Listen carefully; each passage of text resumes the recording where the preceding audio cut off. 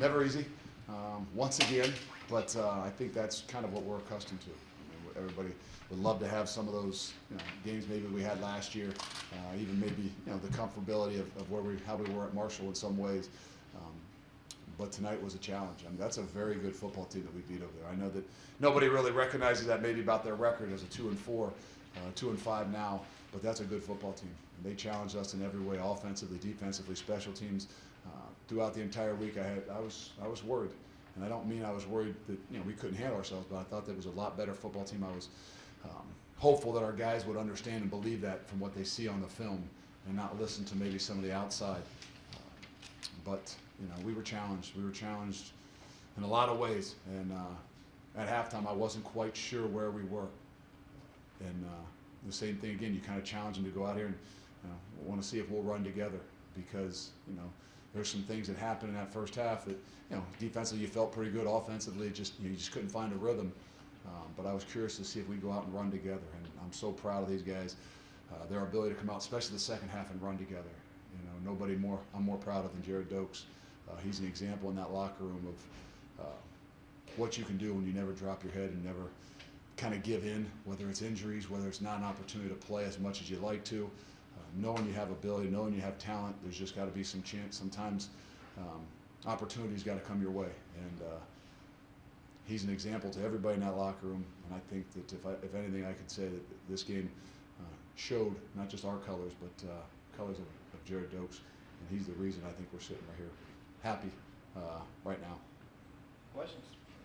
Can you pinpoint the offensive struggles in the first half? No, that's a good defense. It's different. I mean, you don't see a whole lot of that front and those looks.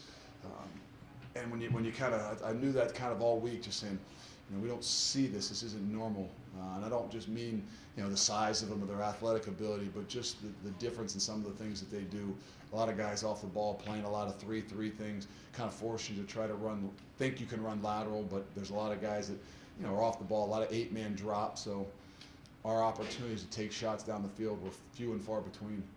We had to really be disciplined to kind of pound it a little bit more, and not get worried about getting the shots down the field that we're accustomed to doing. You talked about coming into last season that Dokes was the best player on the offense that you had, and then had the injury and everything. Did you feel like it was a matter of time before he had a game like Yeah, but it's so hard. I mean, today there's so many opportunities for these guys to, I'm not saying to give in, but to take another route, and he hasn't done that. He's always been positive. He's obviously missed all last year. Was something we really didn't know what he had, and then he comes back and plays in the first game and really has a pretty significant knee injury, and wears a big brace for a while, and sitting back there with Mike Warren is a guy that everybody knows that we got to get more touches to, and Mike's got to get a guy that gets going. He's not a 2 or 3 carry guy then get a sub, and so that's hard. But his attitude, his ability to keep pushing, his ability to care about his teammates. He's an incredible example to our locker room and why we're where we are. And I don't just mean because of his play today, but I mean because of that example that a lot of our guys have and have been to continue to run together. You said halftime. I wasn't sure where we were. What do you mean by that? I just mean the energy and the momentum in here. There was almost like we were in a little bit of shock. When we were accustomed to moving the football. Even last week we went at halftime. Offensively, I think we moved the football, not at ease, but I mean we moved it really well last week. And then I think we kind of stuttered or sputtered a little bit. Sometimes you get out to a little bit of a lead and you relax. I don't think, even though we had 10 points, I don't think we had a whole lot of answers. And defensively we had a bunch of guys that were hurt. And you kind of were sitting in here, you're kind of looking around, and there wasn't a buzz and an energy. But I think what I didn't recognize was there was a confidence. So I didn't overlook that there wasn't a buzz and an energy and somebody kind of, getting some people rolling. But I did sense as we walked back out and started playing the third quarter and the fourth, what I didn't probably give them enough credit for is the confidence they have in themselves and each other. 13 turnovers in the last 3 games. Is that being opportunistic, or what is that a testament to? They work at it. But I think it's more comfort, and I think that when you play a lot of man coverage like we do, people would say, well, your job in man is to deny your man the ball, not to get picks, not to get interceptions. That's not your job. when you become good at what you do, you become a lot more aggressive.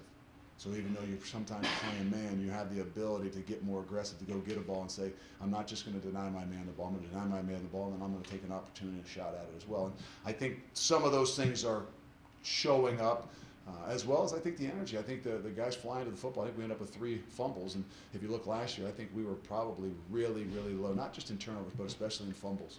And I think we're putting some shots on backs and really trying to make an emphasis to rake at balls. And when they pop out, we got an opportunity to get them. There were a few more that were on the ground. We could have had a couple others, but 5 turnovers in one game is huge. The 4th down call, was that you wanting to be aggressive and put the game? Well, you were questioning it or something? I'm curious. Yeah, and again, there's a lot of things you take into consideration. 4th and 2, confidence in the guys. We had a chance to get it. We're also on the 10-yard line. You're up 4.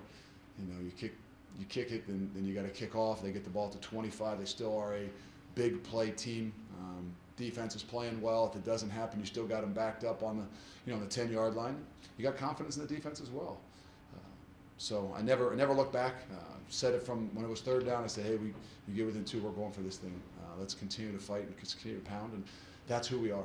You talked about the depth, but Hicks, Ponder, Brown, guys that didn't do it last year, and maybe people wouldn't expect them to do it this year. That's what you're proud of.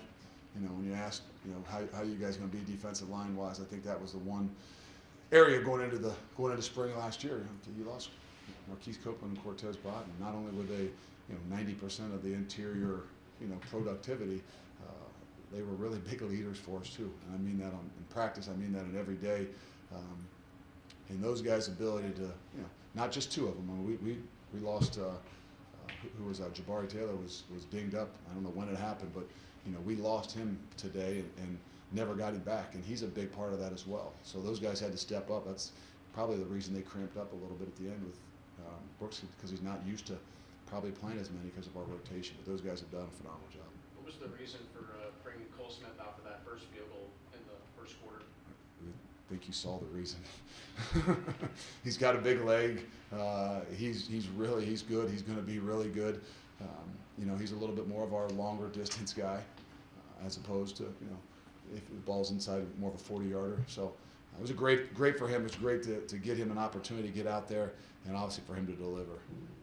Was it the players that stood up in halftime, or maybe this time you with? No, that's what I said. It really wasn't anybody. It wasn't like there was anybody that stood up and said it a whole lot. I just, there was, like I said, it was a little bit quieter, and that's what I was kind of not sure about. And then I realized it wasn't, that they needed to spark somebody. It was, I think they really believed they had the confidence in what they were going to go out there and do. And that's what, so we went back out there and started playing, that's what I saw a little bit more in the eyes. And I wasn't positive, but it didn't take me long to realize what, maybe I was misreading. Because they got a lot of confidence in what they're doing. They got a lot of confidence in each other. You're good? Good. Thank you. Thanks. Coach.